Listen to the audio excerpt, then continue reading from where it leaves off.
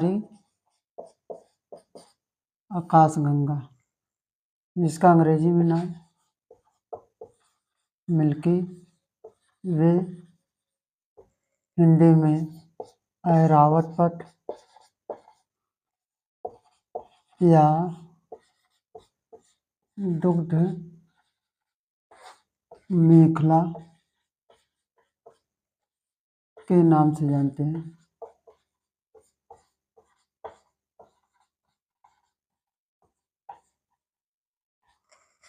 नाम से जानते हैं। इसकी आकृति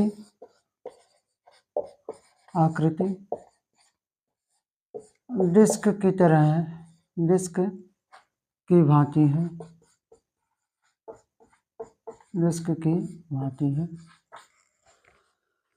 उसके बाद इसका जो व्यास है, आकाशगंगा की व्यास हमारी व्यास 1 लाख प्रकाश वर्ष है। 1 लाख प्रकाश वर्ष है। और केंद्र में इसका व्यास, केंद्र में व्यास 10,000 प्रकाश वर्ष है।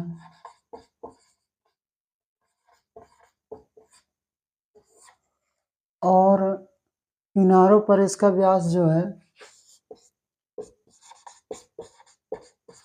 किनारों या छोरों पर व्यास आपका 500 से 2,000 प्रकाश वर्ष है।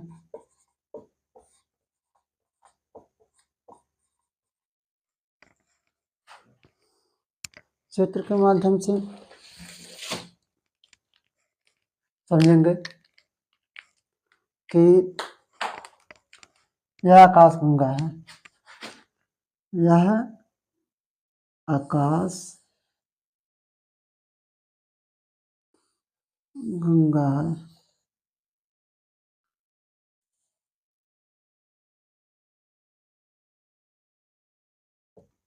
यह आकाशगंगा है। इसका जो कुल व्यास है यह है 1 लाख 1 लाख प्रकाश वर्ष। और इसका जो यह केंद्र वाला, यानी कि केंद्र वाला जो व्यास है यह है 10,000 प्रकाश वर्ष। इसके बाद इसके जो यह किनारे हैं, किनारे का भाग जो है यह 500 से 2,000 प्रकाश वर्ष है, प्रकाश वर्ष। इस प्रकार हम कह सकते हैं कि आकाशगंगा जो केंद्र में है वह मोटी है और किनारों पर यह पतली है। केंद्र पर मोटी और किनारों पर पतली है।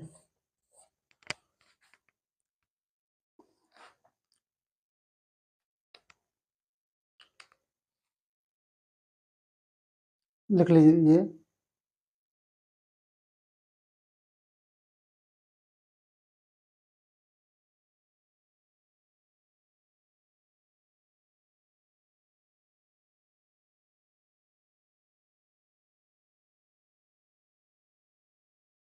मिटाइए।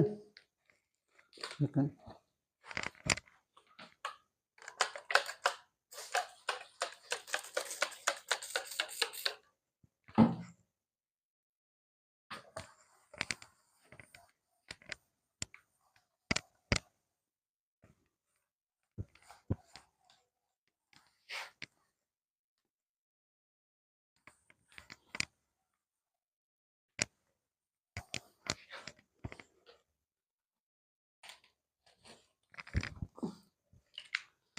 हमारी आकाशगंगा, हमारी आकाश गंगा। अब देखेंगे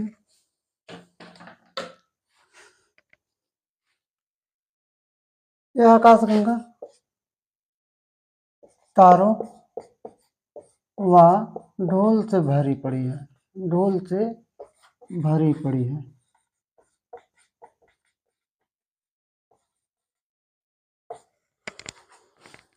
इसके भुजाओं में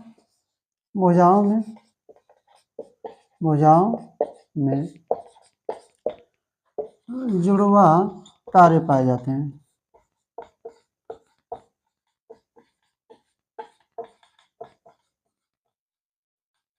और हमारा सूर्य जो है आकाशगंगा के केंद्र से लगभग 33,000 प्रकाश वर्ष दूर है। केंद्र से सूर्य लगभग 33,000 प्रकाश वर्ष दूर है, प्रकाश वर्ष दूर। इस प्रकार यह सूर्य भुजाओं में स्थित है, भुजाओं में स्थित है।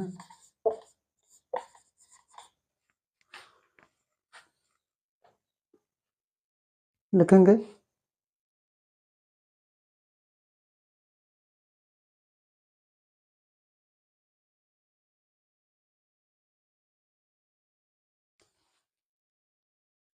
लिख लिए। तो आगे देखेंगे सौरमंडल का जो है, सौरमंडल का जो है, सौरमंडल हमारा सौरमंडल का व्यास, सौरमंडल का व्यास 12 प्रकाश वर्ष है, 12 प्रकाश वर्ष है। उसके बाद जो केवल 13 अरब किलोमीटर के बराबर है, 13 अरब किलोमीटर के बराबर है। लिखेंगे यह आकाशगंगा अंतरिक्ष में परिक्रमा करती है, अंतरिक्ष में परिक्रमा करती है। इस प्रकार हम कह सकते हैं कि यह आकाशगंगा ब्रह्मांड का चक्कर लगाती है, ब्रह्मांड का चक्कर लगाती है।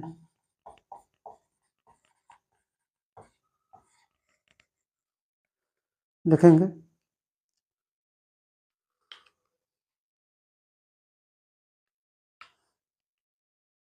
आकाशगंगा में जो तारे केंद्र में पाए जाते हैं, केंद्र में पाए जाते हैं, वह तीव्र गति से चक्कर लगाते हैं।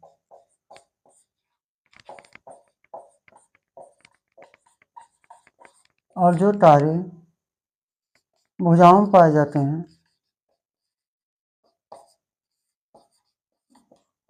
पाए जाते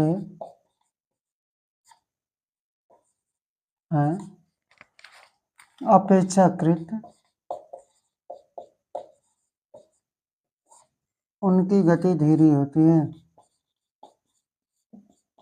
गति धीमी होती है।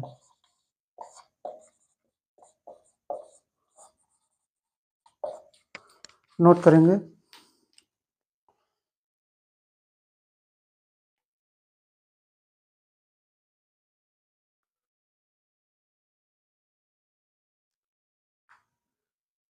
लिख लिए।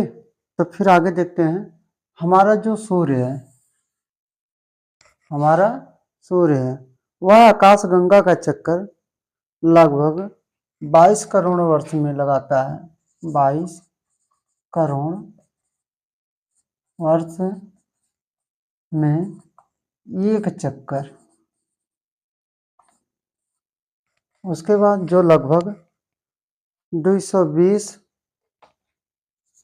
220 मिलियन ईयर के बराबर होती।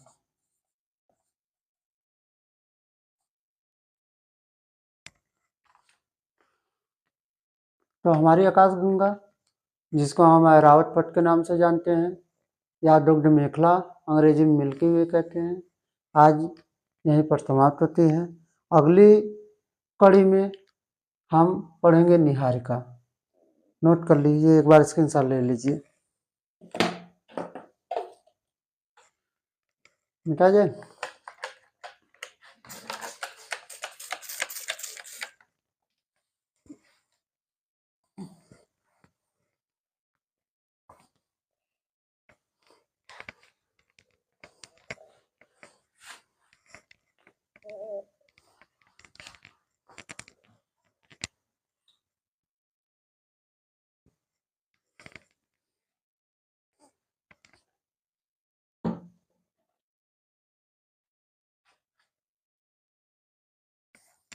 निहारिका,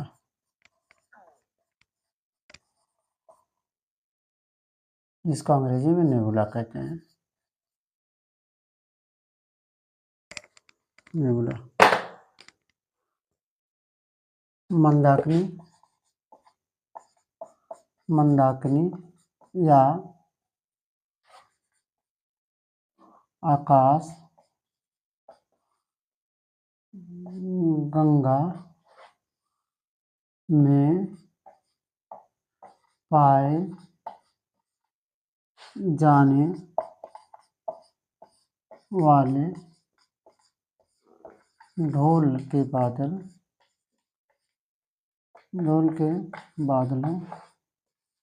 को निहारिका कहते हैं।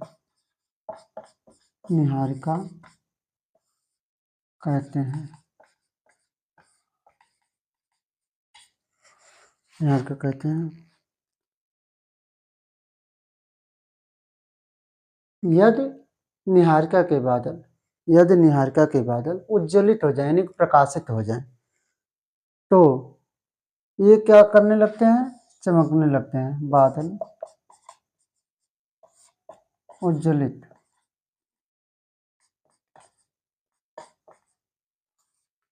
हो जाए तो ये क्या करने लगते हैं? चमकने लगते हैं।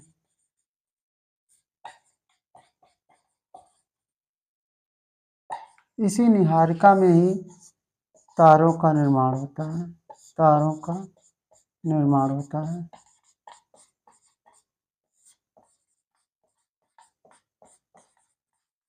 इसका चित्र जो है,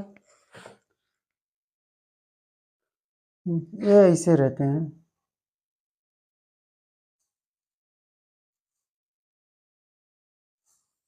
यह धूल के बादल हैं, जो राउंड राउंड करके बीच में चमक उत्पन्न करती है। यह है निहारिका।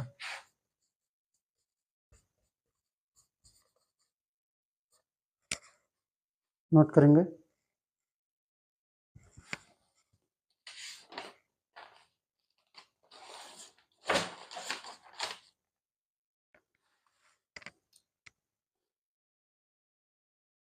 आगे की कड़ी में पढ़ेंगे हम श्वेत वामन।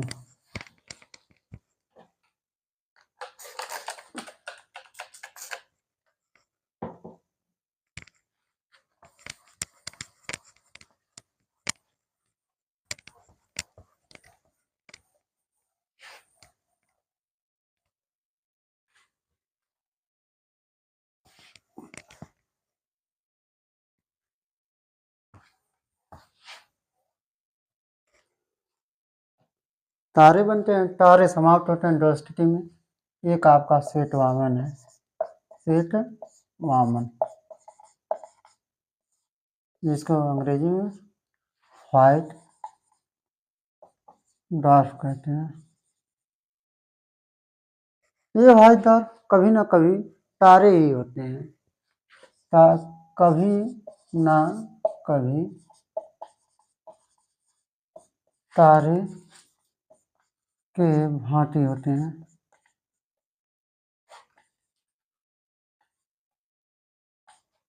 इनका आकार छोटा होता है, आकार छोटा होता है, लेकिन घनत्व ज़्यादा होता है, घनत्व ज़्यादा होता है।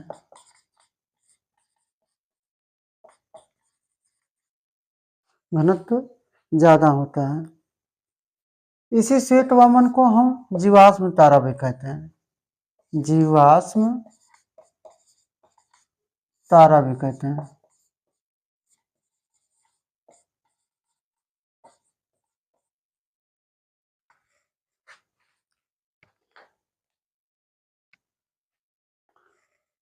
जो तारे सूर्य के 1.5 गुना से कम होते हैं,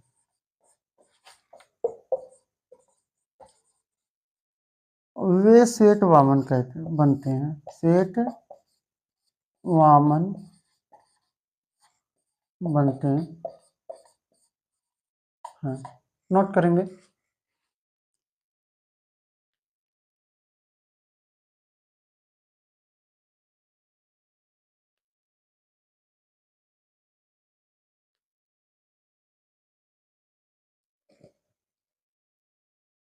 श्वेत वामन का आकार छोटा होने के कारण है कि इनके नाभिक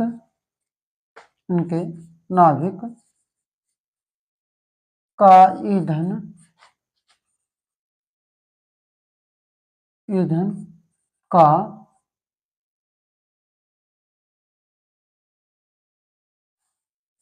ईंधन का समाप्त होना। इनका आकार पृथ्वी के बराबर, पृथ्वी के समान, और घनत्व सूर्य के समान है, सूर्य के समान है।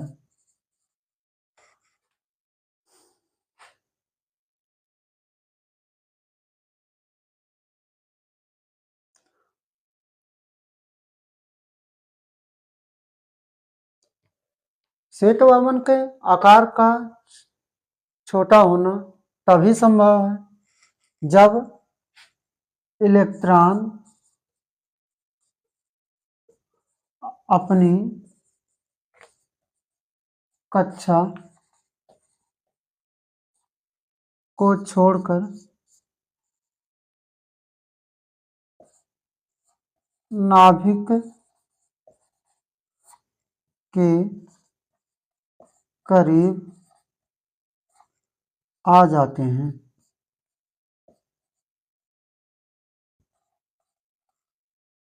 नाभिक के करीब आ जाते हैं और इसका घनत्व जल की तुलना में 10 लाख गुना ज्यादा होता है। घनत्व जल की तुलना में 10 लाख गुना अधिक होता है, अधिक होता है। नोट करेंगे तब मिटाते हैं।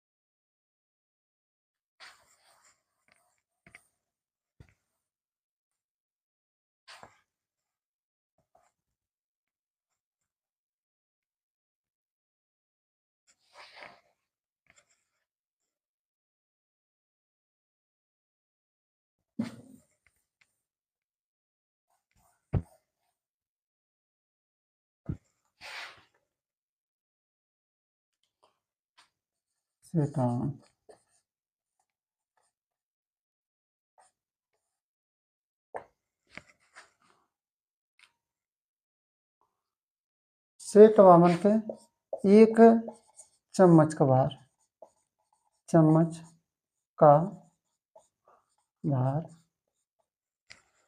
एक चम्मच का भार कई टन के बराबर होता है, कई टन के बराबर होता है।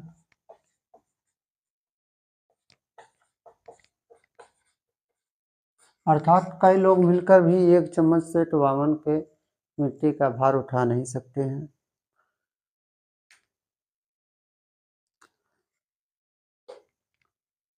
यह एक ऐसा तारा होता है जिसका इलेक्ट्रॉन जो है अपनी कक्षा को छोड़कर नाभिक के करीब में आ जाता है और इसका रूप बिगड़ जाता है, जिसके कारण इसको हम विकृत पदार्थ भी कहते हैं, विकृत पदार्थ भी कहते हैं।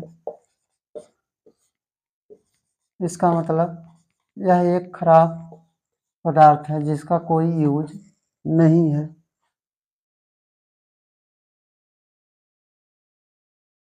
जब श्वेत वामन की ऊर्जा व ऊष्मा दोनों समाप्त हो जाती है, समाप्त हो जाती है, तो यह ब्लैक डॉर्फ, ब्लैक डॉर्फ बन जाता है।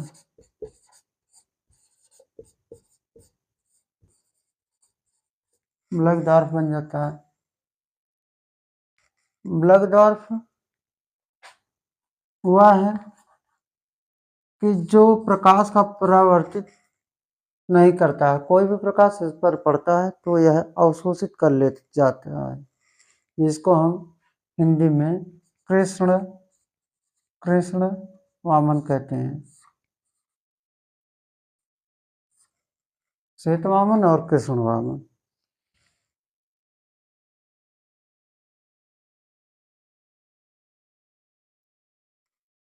लिखेंगे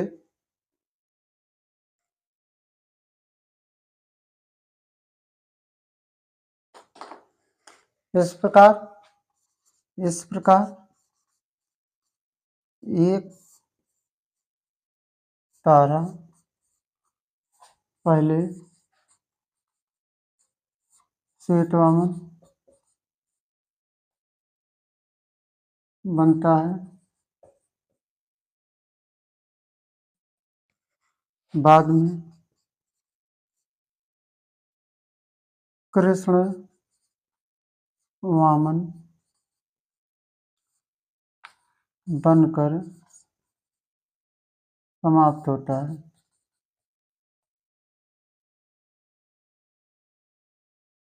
समाप्त होता है।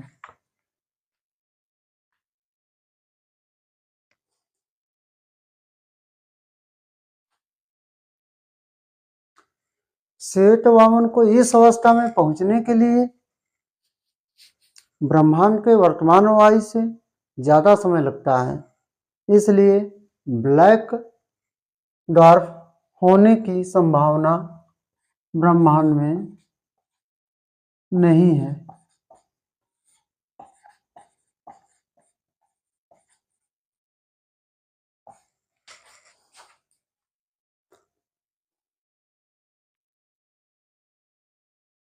नोट करेंगे।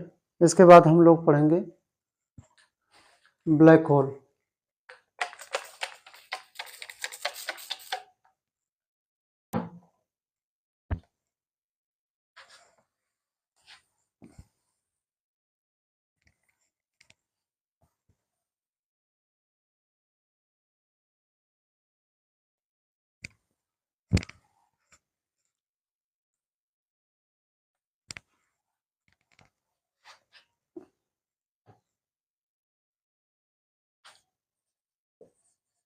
ब्लैक होल जिसको हम कृष्ण वीवर के नाम से जानते हैं।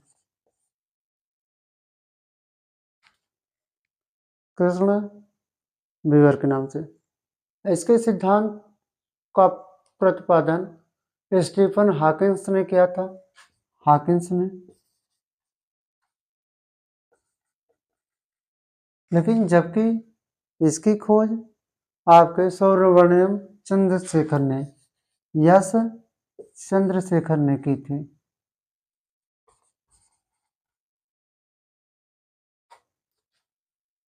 यस चंद्रशेखर ने की थी। इन्होंने केवल 19 वर्ष की आयु में कृष्ण विवर होने का दावा किया था। अब यह कृष्ण विवर बनने से पहले हम पढ़ेंगे सुपरनोवा। सुपरनोवा। सुपरनोवा क्या है? जिन तारों का आकार सूर्य के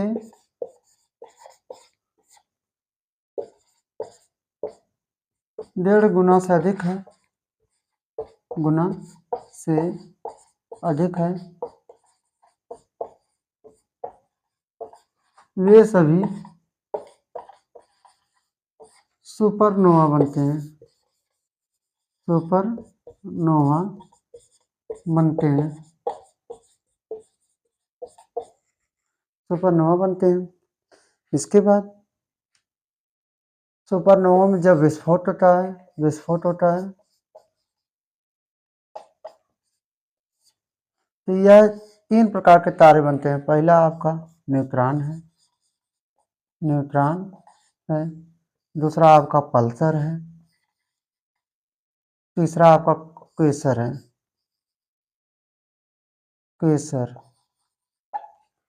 क्वेसर है। न्यूट्रॉन तारा आकार में बहुत बड़ा होता है।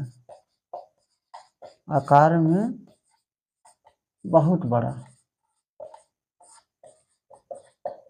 और यह आपका पल्सर तारा जो है यह बहुत अधिक चमकीला होता है। अधिक चमकीला होता है। उसके बाद यह क्वेसर तारा जो है यह है, इसका जो चुंबकीय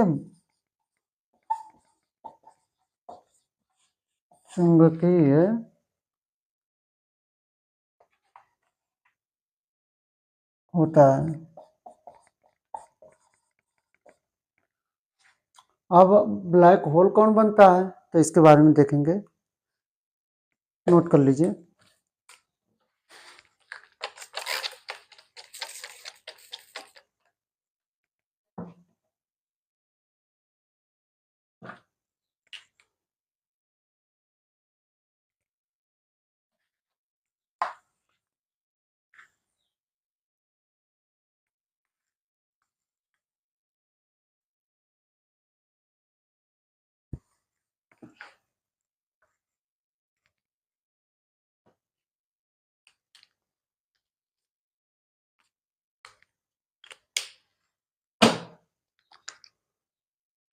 जब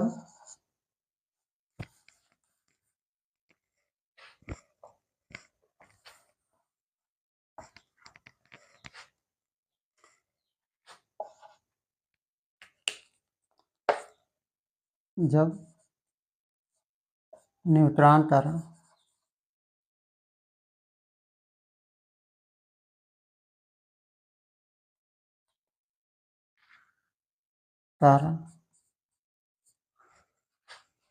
ठंडा होकर सिकुड़ने लगता है,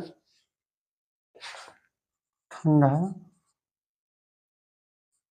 होकर सिकुड़ने लगता है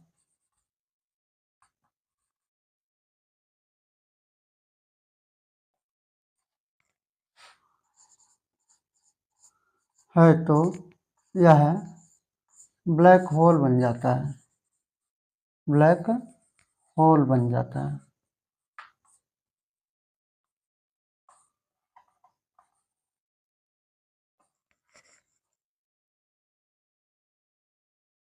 अगर पृथ्वी ब्लैक होल बने, पृथ्वी ब्लैक होल बने तो यह फुटबॉल के मैदान के फुटबॉल के मैदान के बराबर व्यास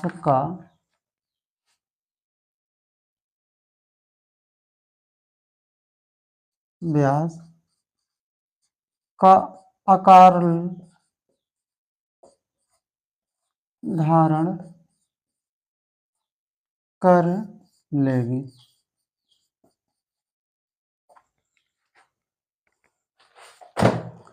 तो आज का क्लास यहीं पर समाप्त होता है। आज हम पढ़ें हमारी आकाशगंगा, निहारिका, उसके बाद श्वेतवामन और कृष्ण वामन, उसके बाद हम पढ़ें कृष्ण विवर, और अगला क्लास रहेगा जो वह अगली टॉपिक रहेगी सौर मंडल। तो अगले क्लास को आप मिस नहीं करेंगे। तब तक लिए आप सभी को नमस्कार, धन्यवाद।